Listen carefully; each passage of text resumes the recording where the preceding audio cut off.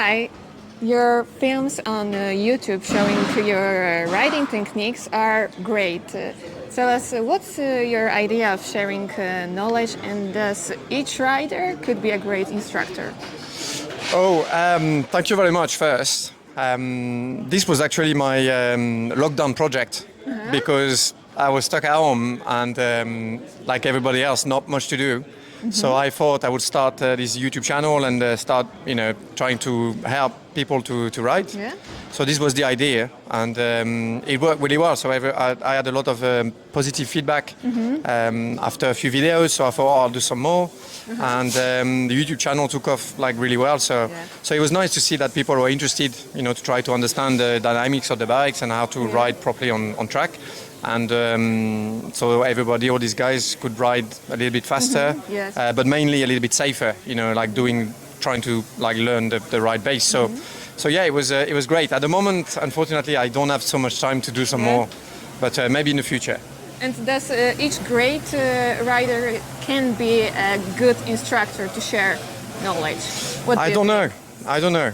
I think it's sometimes it's difficult to explain.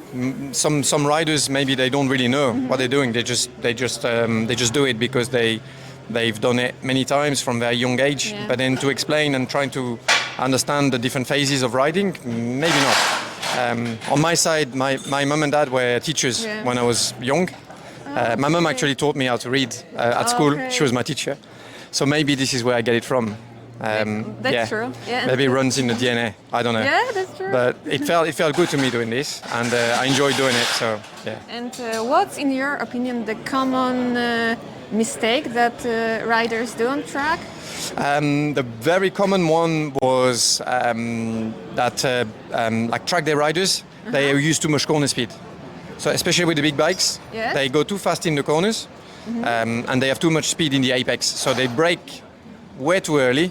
And not enough, and then they release the brake and carry a lot of corner speed, like sometimes more than the pros. Yes. And then because they carry too much corner speed, they struggle to accelerate. Okay. So you need to slow down in the corner, brake hard, slow down in the corner, pick up the bike, reduce the leaning, and then you can accelerate more.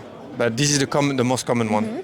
And we are in Spa. Yeah. Tell us what's the biggest challenge for you here in this track?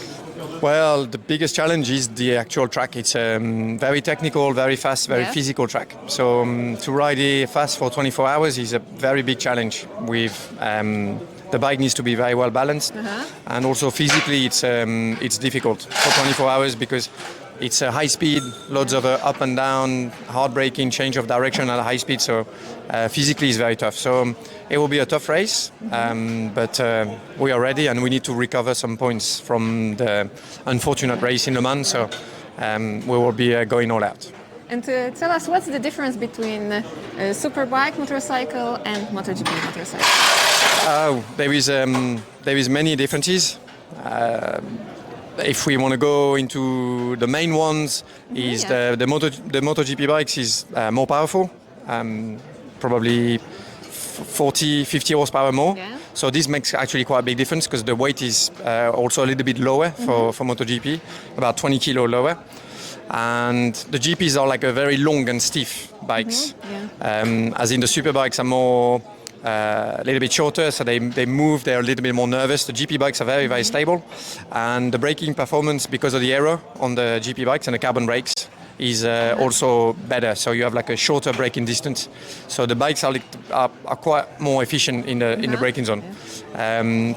Overall, sometime on some tracks, the lap time is not so different. Okay. Because the super bikes with especially qualifying tires can be quite fast because they turn very quickly.